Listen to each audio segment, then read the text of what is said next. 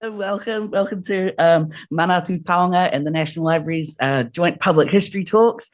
My name is Will Henson. I'm a transgender historian, and it is my absolute delight to be here today introducing Gareth Watkins and Roger Smith and their wonderful talk.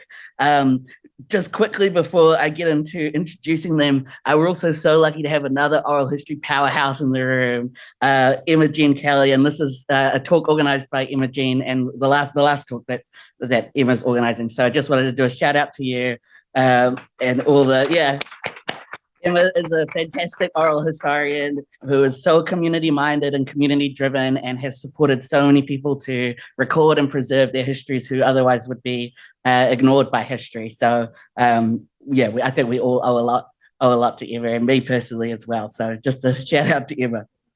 But to turn to our wonderful speakers today, Gareth and Roger, I cannot think of many people who have contributed more to Aotearoa's queer history than Gareth and Roger. PrideNZ.com, if you haven't seen it already, you need to go online and check it out. It is the most incredible gift to queer communities.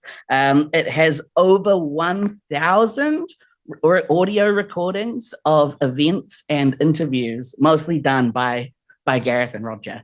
Over 1,000. That is huge. That is such a taonga that we're so lucky to have, that many places don't have, and it's all freely accessible online, and it's all done out of their pocket in their volunteer time. So these guys are so tireless. They've done every queer event you go to, they're sitting up the front with their microphones recording, they're at protests recording. They've done so many beautiful interviews, from 9-hour-long odysseys with Georgina Bayer. I think it's about 9 hours long, and all the big names, to everyday interviews, interviews with everyday folks as well.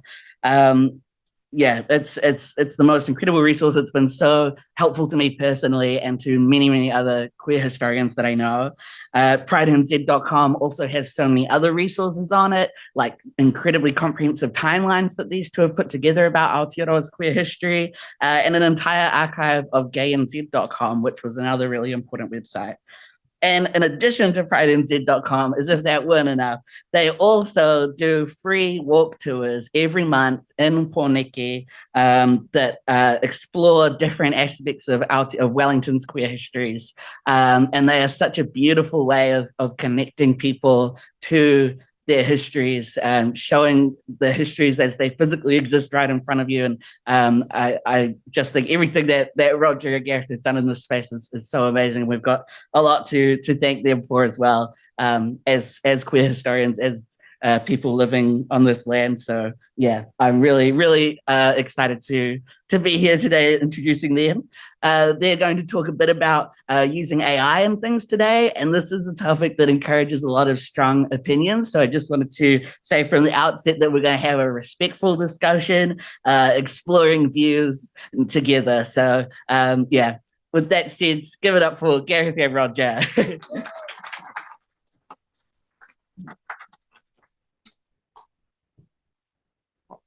Thank you so much, Will. I want to take you round with us wherever we go, and you can introduce us.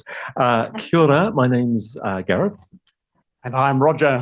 And together we're Roger and Gareth, but Gareth and Roger. So we represent two community rainbow non-profit organisations based here in Wellington. So PrideNZ and Walk Tours NZ. And today we're going to step through how we've gone about using off-the-shelf generative AI tools to create an in-person event, which we held last year in the Thistle Hall at Upper Cuba Street, called a Rather Queer Cuba Street. And so today we're going to focus on 4 Gen I applications that helped enhance our storytelling. Google's Notebook LM for content discovery, Descript for audio enhancement and video creation, ChatGPT for script generation, and Synthesia for AI human avatars. Now, when we were preparing the actual event last year, Notebook LM was still very new, and we were using ChatGPT for content discovery, but we really wanted to talk about Notebook LM for this presentation because it's so new and such a powerful tool. So what is Gen AI and why use it? Well, generative AI is a type of artificial intelligence that can create new content, so text, documents, images, audio, and video. And this is based on patterns that the language models have learned from large amounts of data, and that's normally collected or usually collected from the open web. For small organisations like PrideNZ and Walk Tours, it really offers the opportunity of doing some amazing things we couldn't do just manually.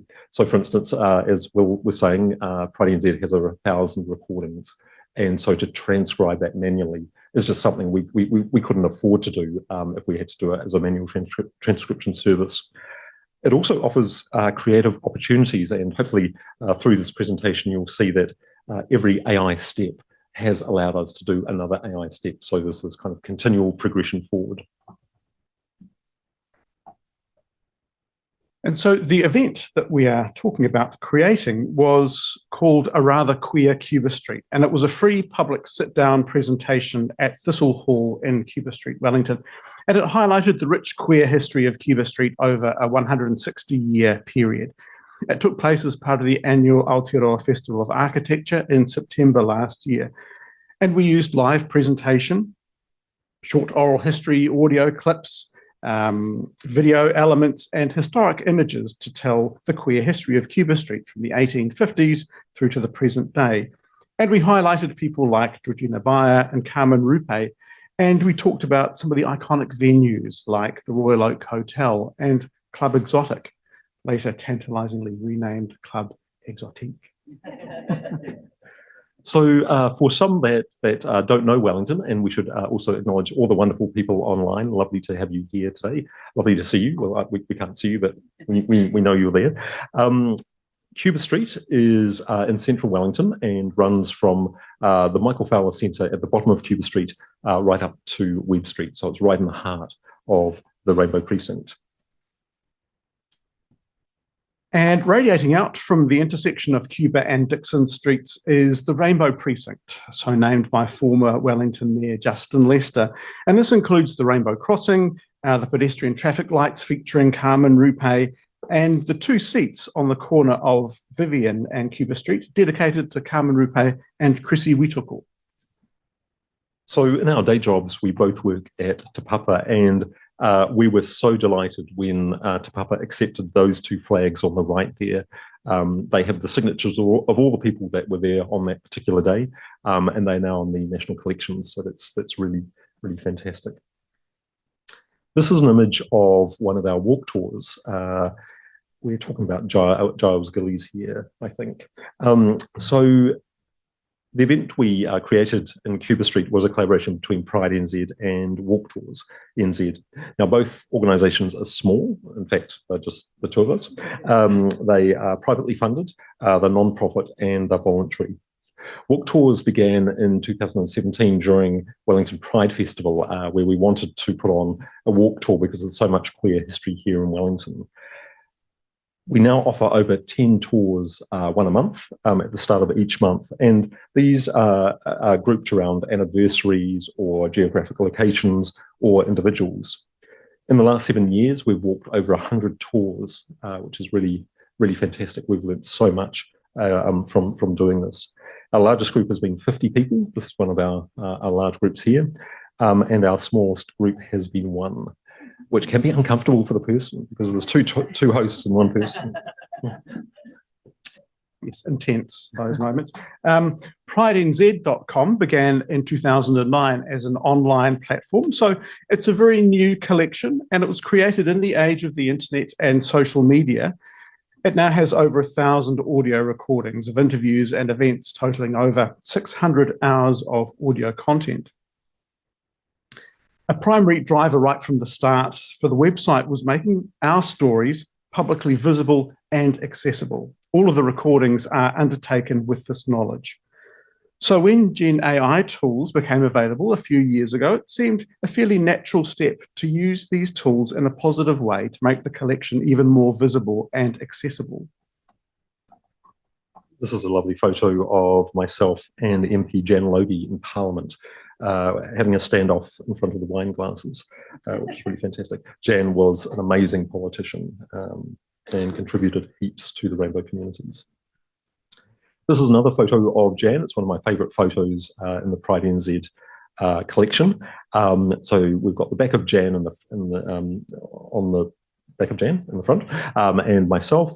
We've got Amanda Lahore, who is wearing the bright light and the boa. We've got two police officers, and we've got a Russian embassy representative. So while this is really quite a fun photo, actually it was incredibly serious because we were recording a protest outside the Russian embassy in Wellington when Russia was persecuting rainbow people in Chechnya. Before we take a deep dive into making a Rather Queer Cuba Street, we need to step back and look at how the PrideNZ collection was prepared for AI, and that's been going on for about 10 years now.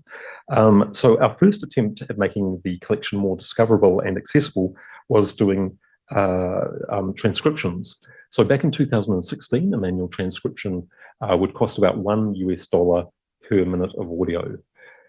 So we were looking at around about 600 hours of audio, so about 60,000 New Zealand dollars to do US. Is it? No, it's not 60,000 New Zealand dollars to do the entire collection. There were transcription services available in New Zealand, but they were just prohibitive in terms of our finances. The other thing, of course, the turnaround time was days when it was manually done. If you jump forward to 2019, the first AI transcription services were offered online, and the one we went with was Otter AI. So for $10 a month, you could get 600 transcription minutes of audio. Turnaround time was minutes. It was amazing, but the models didn't particularly like the New Zealand accent.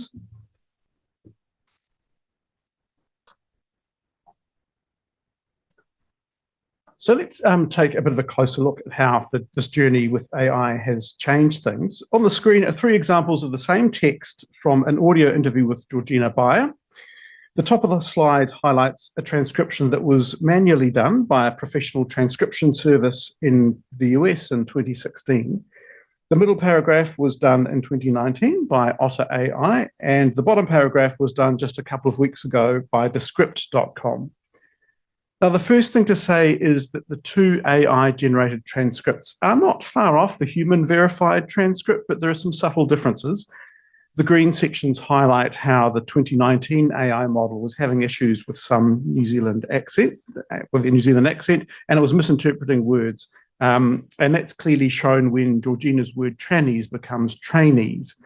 But then in the 2025 AI model, this has successfully identified the words and dealt with the Kiwi accent. Now, the yellow highlights how some of the filler words, that's the ums and the ahs, are interpreted. In 2016, the manual transcription service offered a light editing service to make the transcript a bit more readable, so it took those out. Whereas the 2025 AI model, well, it just includes everything. But importantly, as highlighted by the blue, the 2025 AI model also included timestamps, and these are really useful, and we'll show you how we use them in a minute. So in late 2023, we transcribed the entire PrideNZ audio collection. This was through a AI cloud-based service. It cost approximately 1,600 New Zealand dollars. So when you think 7 years earlier, that would have cost 60,000 New Zealand dollars. So it was a huge saving.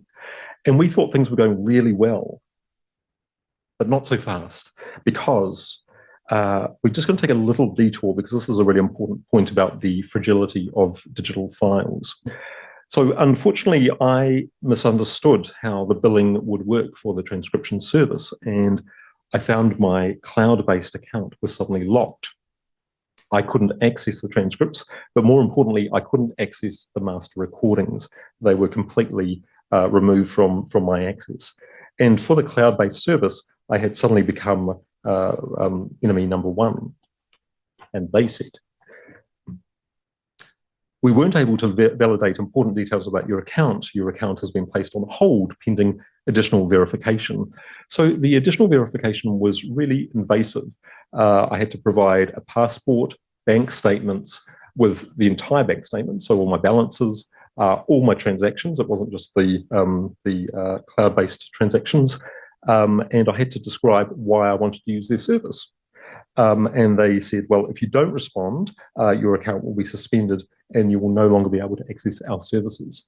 So I had the possibility of, within a 4-day period, myself, us, the nation, losing all the master material just like that from an international service.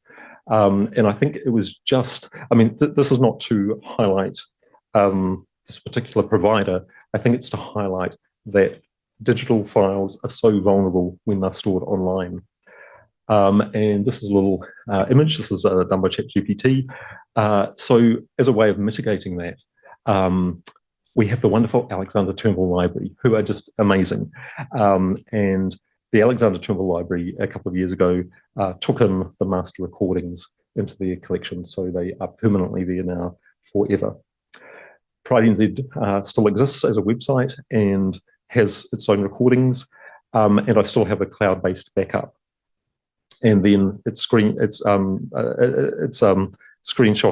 at the Library of Congress, the Internet Archive, and the New Zealand Web Archive.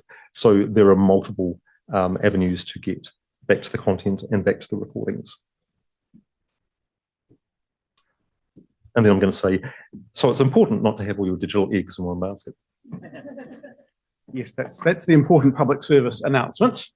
But back to our main story, and after creating AI transcriptions, the next step was to create AI summaries, and these are around 600 words. And even if the transcript wasn't perfect, the summaries helped to smooth things out a bit.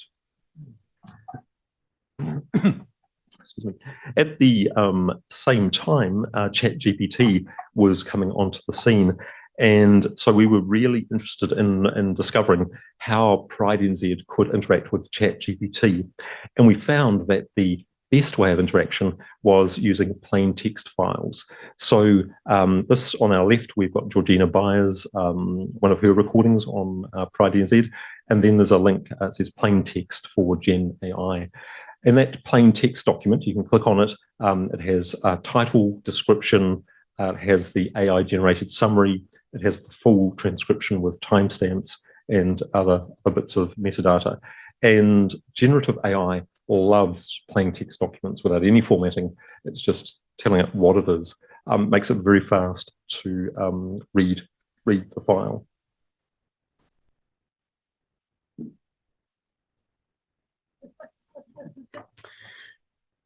So that's the background to the two organisations and a bit of background on Gen AI. But jumping forward to 2024 and preparing for this talk, well, this was us just last year before the talk. It's been a tough year, I tell you. How did we go about finding the stories and the audio clips?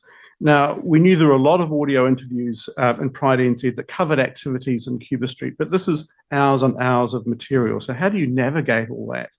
And this is where those plain text files come in. Adding the text files to Gen AI apps like Notebook LM allowed us to quickly discover and isolate content. So a very quick real-time demonstration now of what Notebook LM looks like. So in this demo, we're going to add 39 source URLs from PrideNZ. That equates to about 50 hours of audio and 100 plus participants. You may be saying, how do you get 39 source URLs? Well, this is another story about collaboration, and this time with DigitalNZ, which is another fantastic service within the National Library. And we were collaborating with them to get the metadata for PrideNZ into DigitalNZ. And so we did that. But then we thought, well, actually, why don't we just have this data set available to anyone and license it under a Creative Commons license? I should say that this data set does not contain the full transcriptions of the material. It contains titles, descriptions, the AI summaries, and on the right-hand side, we've got our plain text URLs. So to actually it was very easy to identify 39 URLs. And this is what we do with those. We can paste those 39 URLs into Notebook LM. And this is in real time as it happened. So the sources are on the left-hand side, and they are starting to be read into the notebook. I'm just renaming it. And you can see how very quickly those sources are being analysed. And amazingly, in the centre, it comes up with a summary of the 39 sources very soon. You can then click and change the settings. So you can specify the type of output you want. So in this space, we're saying that you're an LGBTI plus researcher, and please spell and use them in English. I'm a bit of a slow typer. You can also specify the output length, so default, longer or shorter. We're now going to make a mind map. So this has just been slightly truncated because it takes a while to create the mind map. But the mind map basically looks at those 39 sources and gives you the key themes and figures. You can click on that and it will bring up the key individuals. And then you can click on either Carmen or Georgina. So Georgina, it will give the themes that she talks about. You imagine doing this for 50 sources, just amazing.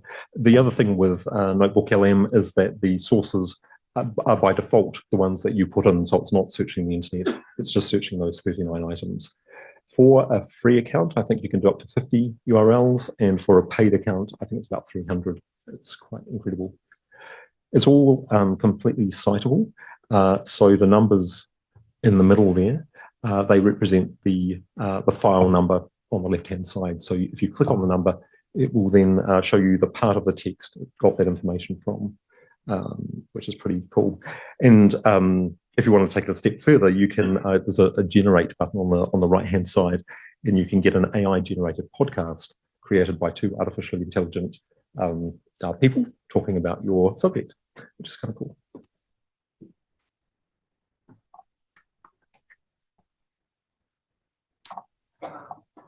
So we use Notebook LM, in this case here, to identify stories and, importantly, suggest audio clips that we could incorporate. And because our plain text files contained 30-second transcription timestamps, we could ask the app to identify, for example, an engaging 1-minute audio clip. And on screen is what it came up with. Now, while the app can suggest clips, the final decision, of course, at the moment anyway, rests with we humans, as does verifying the content. So once we had identified the audio clips, we wanted a way of creating an engaging presentation to be shown to the audience as the audio played. And so for this, we used an app called Descript.com. So Descript is very much a video editing platform that's available online. It has a number of AI tools, which we'll come to shortly. For our visuals, we landed on using a background image, a circular countdown timer, and a visual representation of the waveform. So on the screen, it's the top right rectangle that the audience would have seen. The rest of the screen is actually the Descript app itself. We're going to play now a short excerpt from Adam Dahar. Now, Adam, also known as Amanda Lahore, who we saw a bit earlier on protesting the Russians, spoke at an event at Wellington Museum, and we incorporated Adam's talk into our presentation. As it plays, have a listen to Adam's audio quality. So this is recorded in a large room on a PA speaker, so it sounds quite distant. When I was starting to do drag, when I first did my first show, I was so happy and I was a little bit drunk. I was at Blue Note, I took off my shoes and I took off my wig for the top. And I remember Dana come up and slapped me full palm, whang, like this, and I was like, you old crotchety old cow, you're in your fossil claws. And then she got all my stuff and she said, get home. So as you can hear, the audio is not easy to understand necessarily. And one of the great tools, though, AI tools in Descript, is called Studio Sound. And this uses AI to analyze the audio. And it not only removes the background sound, but also brings forward the voice so that it sounds like it's a bit closer to the microphone. So we've got another clip, another version of that same clip through this processing, and hear how much easier it is to follow what Adam is saying. When I was starting to do drag, when I first did my first show, I was so happy and I was a little bit drunk. I was at Blue Note, I took off my shoes and I took off my wig because I was hot. And I remember Dana come up and slap me full palm, whang like this, and I was like, "You old crotchety old cow, you and your fossil claws." And then she got all my stuff and said, "Get home." And the next day she came around to my apartment and she said, "You have just demoralized all the women that have walked on the street to be women. And I can tell that you're a he, she, you know, you're still a boy, but you're dressing as a girl and you're performing. And then you bust that illusion. You take off your shoes at public. Where's your sense of pride and your sense of dignity? And remember, we bled on the streets so that you could put on that dress." And she said, "Have some respect for us." And I never forgot that kōrero. I never. Very strong story there. Well, another technique we wanted to use during the event was to sprinkle a couple of short pre-recorded videos throughout the presentation. And this was because if we didn't do this, it would just be Roger and I and audio clips. And so we really wanted to kind of bring it a bit more to life. So we had one video that introduced Cuba Street, and we had one video that highlighted Mary Taylor. Now, Mary had a shop on the corner of Cuba and Dixon Streets, and this was in the 1860s, and she was a very close friend of writer Charlotte Bronte. We decided to use human avatars as we didn't have a access to lights or studios, but first we needed a script, and this is where ChatGPT comes in. And we used ChatGPT to create a first draft of our script. So on the screen at the moment is our original walk tour script for Carmen. When we're walking and talking, we're just using bullet points, memory joggers, not kind of full paragraphs. And so we wanted to feed this into ChatGPT and make a 1-minute narrative script for our video. So this is a real-time demonstration. So I'm just asking it for a 1-minute narration. Thank you very much. We'll then include the original walk tour text. My bad spelling is coming up. Stand by. Cuba. And there goes the script. And away we go. So very quickly, literally less than 10 seconds, we have a minute-long narration. This narration is about 90% there. The facts are pretty almost perfect. There are two things that we would change.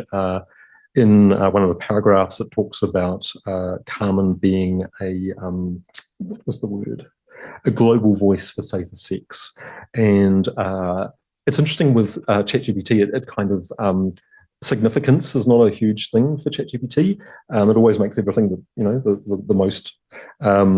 We would say in this instance that Carmen was more a voice for safer sex in Australia and New Zealand, so we'll change that. We would also change the quote at the end. There is way more interesting quotes in our scripts than that quote at the end, which we would swap out. But we think probably about 90% there in terms of the narration itself. So we've got the script, and now we needed the human avatars. And for that, we used the Synthesia app. Now, Synthesia is a platform that allows you to create avatars, create videos featuring AI-generated avatars, and they can react to your script's sentiments. So they change their tone of voice, and their facial expressions to match what they are reading. And here are just some of the many avatars that are available through Synthesia. And here's the first minute of our 3-minute video on Mary Taylor. Now, the script was generated in ChatGPT. 49. Mary Taylor and her cousin, Ellen Taylor, opened a drapery and clothing store on the corner of Cuba and Dixon Streets in Wellington. This store was not just a business venture, it was a statement of Mary's belief in women's independence. Mary Taylor was born in 1817 in Yorkshire, England. She was part of a close-knit family with strong values that shaped many of her strong beliefs. These included a fierce independence, a tendency to speak her mind, and a strong dislike of hypocrisy. During Mary's early life, the family faced financial struggles. This greatly influenced her views on women's rights. She believed strongly in the importance of work for women, seeing it as a way to gain independence and security.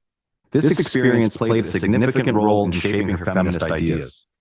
When Mary was 14, she met a young Charlotte Bronte. Charlotte would go on to become one of England's most famous writers. She would later describe Mary as having more energy and power in her nature than any 10 men. So one of the keys to getting quality outcomes from generative AI is to input it with really high quality relevant data. So just to briefly recap PrideNZ's data journey. So firstly, at the very bottom here, we're adding metadata. So this is the title, tags, descriptions of the audio files. We then stepped to transcribing the audio with AI, and that allowed us then to generate AI summaries. And then all of that information is published in plain text files, which make it very easy for Gen AI to look at. Excuse me. We then published selected data sets of this information. And just to reiterate, we're not, within these data sets, we're not publishing the full transcripts. It's very much just about tags, summaries, keywords, things like that. So we've just covered 4 AI applications and a number of different use cases for heritage storytelling. But because AI development is moving so rapidly, it's amazing. We thought we'd end the presentation today just by showing you a couple of experiments we've done over the last couple of months. But these come with a question.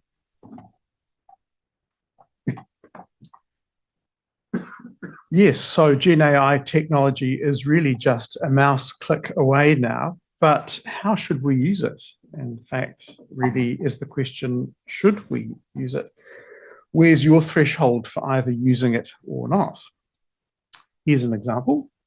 On the left is the only photo that we've come across of Effie Pollen. Now, Effie was the life partner of the poet Ursula Bethel, and this grainy photo comes from the Evening Post newspaper in 1934. Now, on the right is what happens when you ask ChatGPT to make the image more photorealistic. So the question is, would it be appropriate to use the reinterpreted image? And would you describe it as a likeness of Effie? What about it if we took it a step further and turned Effie's ChatGPT image into an animated video?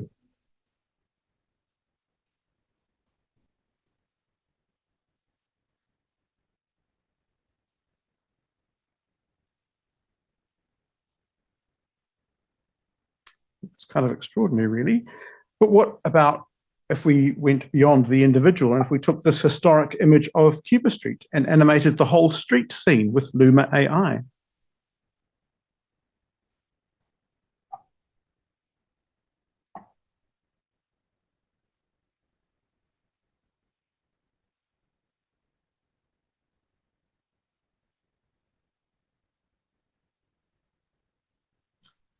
Or there's Misty. Now, Misty's retired, but served drinks at an inner city Wellington bar in the 1970s and 80s. But the thing is, Misty isn't real. She's an AI persona. Now, she knows about the people, she knows about the places, she can chat with you and recount stories that have been told to her and use the language of the time.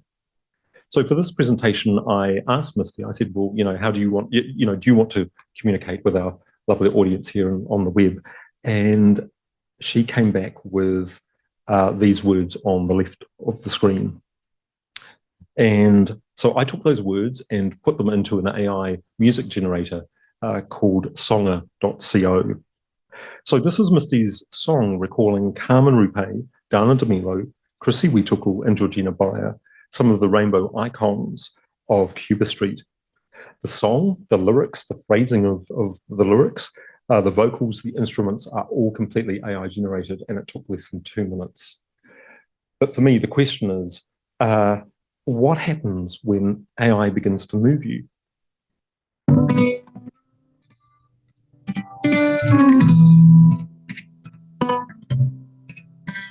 were once here, clinking glasses under low neon. City smoke curling like ghosts from Carney silhouette. Chrissy laughed so hard, Darna's legs sparkled. Georgie stubborn as a southerly cat, dreaming bigger than any of us. So when you walk past this place, stop and remember us. We're not statues, not saints, just flesh and blood. Lived in aching shine. We were once here. And in this breath, darling, we still are.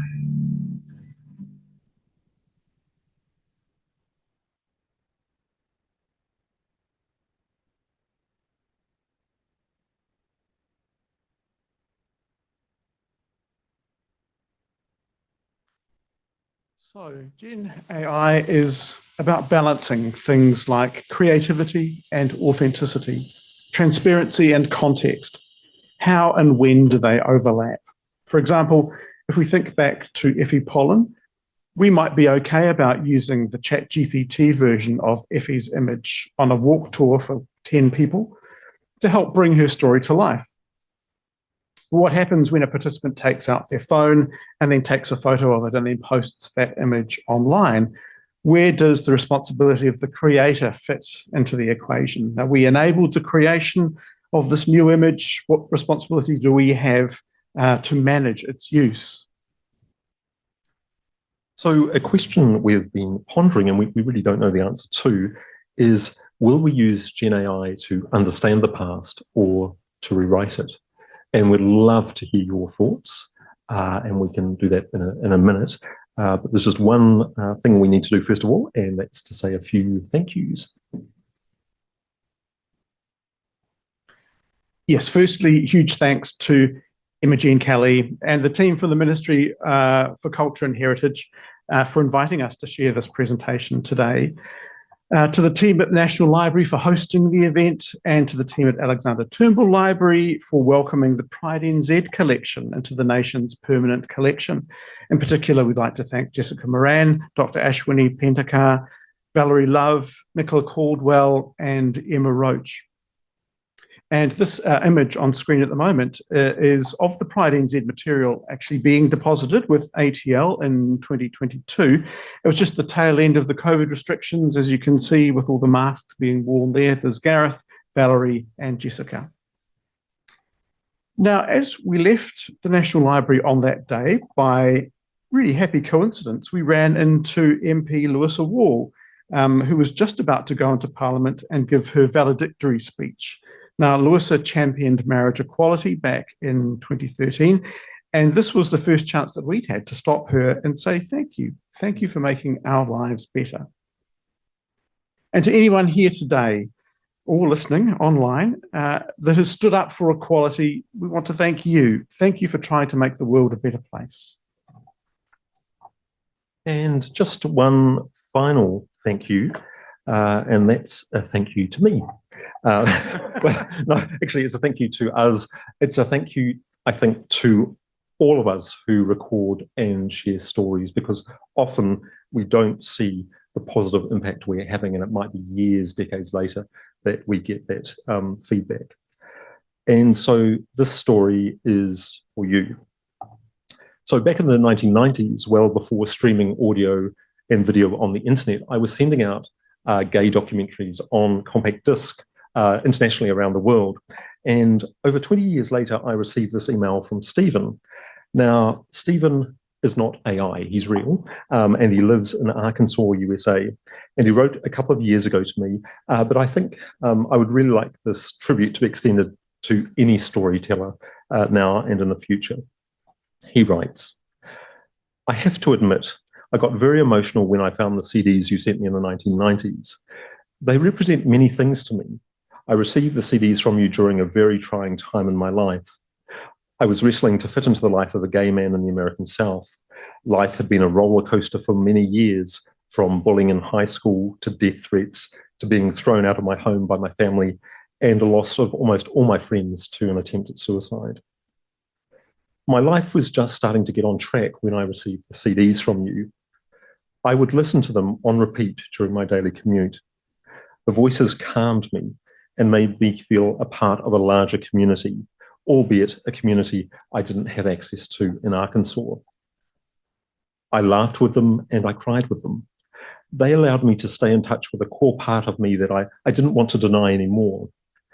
So I guess what I'm saying is thank you.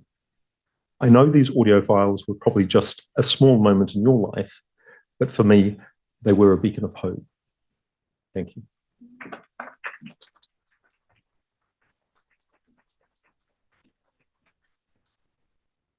Oh, thank you so much, Gareth and Roger. That was fantastic. I feel like everybody here has learned so much. There's certainly a lot about AI that I didn't even know you could use it for. So, yeah, and thank you for that really moving presentation. It's time to open us up to questions. If you've got any questions or if you've got any responses to the questions that Gareth and Roger posed, now's your time. We've got Imogen and Erin with microphones outside.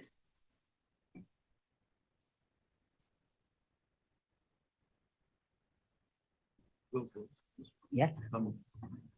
I would love to know, hands up, who was moved by that song? Yeah. And how did that make you feel that you're being moved by AI?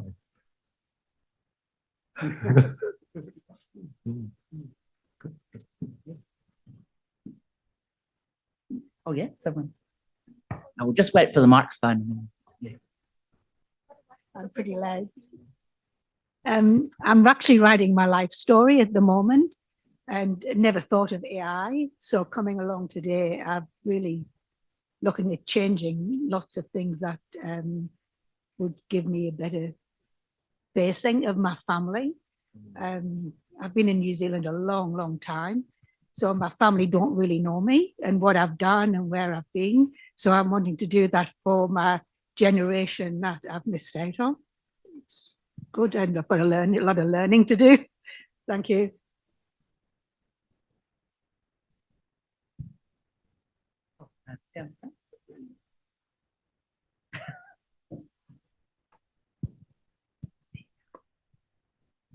Thank you, Felicity Wong, Historic Places Wellington. Do you consider that it could be used, for example, for the oral history archives more widely? You know, what's the sort of more, you know, as a historic voluntary organisation, I'm just blown away by thinking how useful this could be in all sorts of aspects of our life. Yeah. I think, yeah, particularly Notebook LM. So if it can, if you've got already a transcription of the oral history, and then Notebook LM can actually really drill down into some of the themes and speakers in that, I think it's it's an amazingly powerful tool to navigate large amounts of recordings.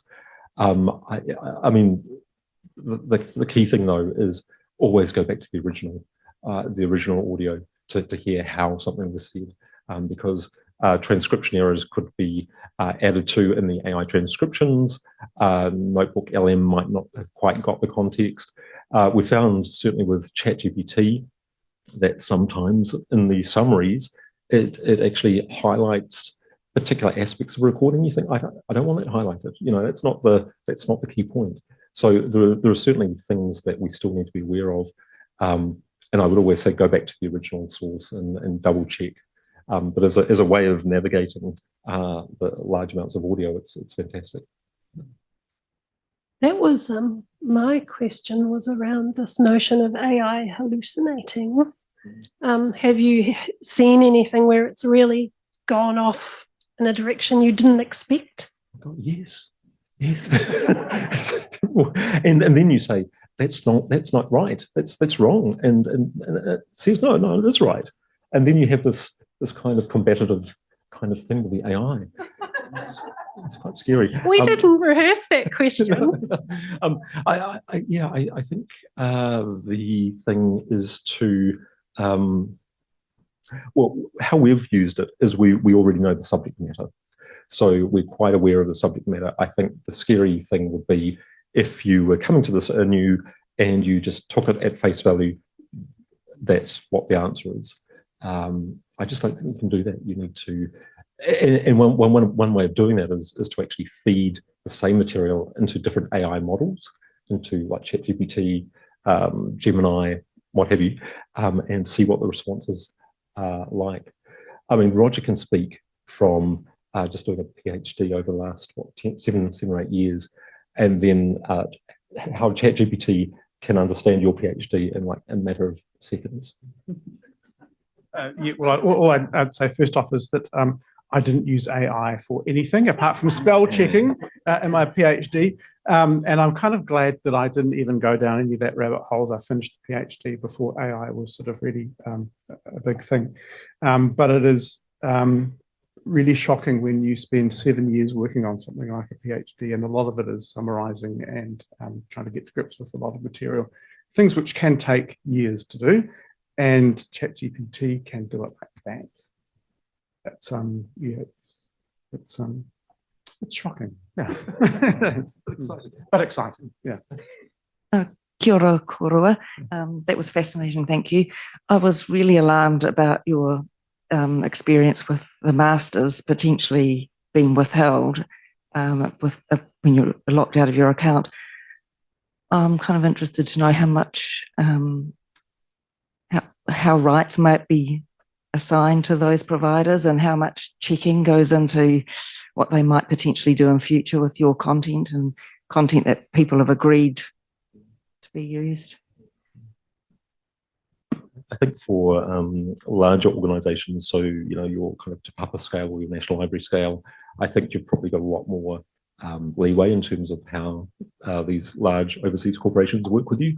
But when you're just a couple of individuals trying to get something done, it was highly anxiety-inducing, thinking that within 4 days you could lose absolutely everything, and it's like, I think from their side it was like they didn't really care.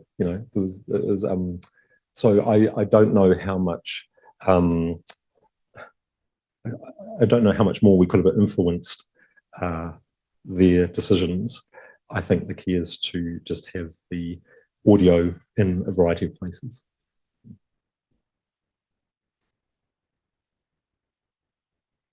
Sorry, Gareth and Roger, this is from me rather than online. The oral historian Spain, a double question. First of all, have you ever considered because everything is online and available, what sort of interviews and what sort of people you might not have got because of that? And also, have you found people reluctant to have their material submitted through this AI process? So the first part of the question in terms of have we missed out on interviews? Absolutely. I think the whole purpose of PrideNZ is to be open and accessible and immediate. And so a number of interviews have, once they've known that, they've thought, actually, I can do an oral history. I want to put that into, say, the National Library or Kawe Mahara. And those organisations have got checks and balances in terms of like who can access the material, where PrideNZ is very much about this is pretty, if you don't want something public, just don't tell me. That's what we say to the interviewees. In terms of people questioning whether stuff should go through AI, look, I would say that the horse is already kind of bolted. When you think of what Google and search engines have been doing for the last 20 or so years, they've been scraping our websites, they've been indexing, we've been encouraging them to look at our websites so we get higher search rankings. They're using those same indexes to feed into their large language models. if you go on to, say, Gemini or ChatGPT and ask about yourself, you'll find more information comes up from your LinkedIn page than probably PrideNZ. So I think it would be foolish to assume that. I'm not sure about the idea of having a permission to put it into generative AI, because actually it's already happened and it's happening. And I guess the other thought would be, if you took that line, then you'd say everything prior to the internet shouldn't go online because they didn't give permission to be online. I just don't think that's workable.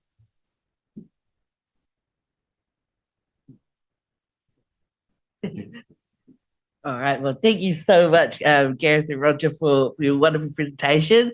Thank you, everybody, for coming along today. Next month, there are going to be special screenings in partnership with Ngā Taonga Sound and Vision Archive and the National Library for Mahuru Māori September. So make sure to come along to those. And yeah, thank you so much, Gareth and Roger.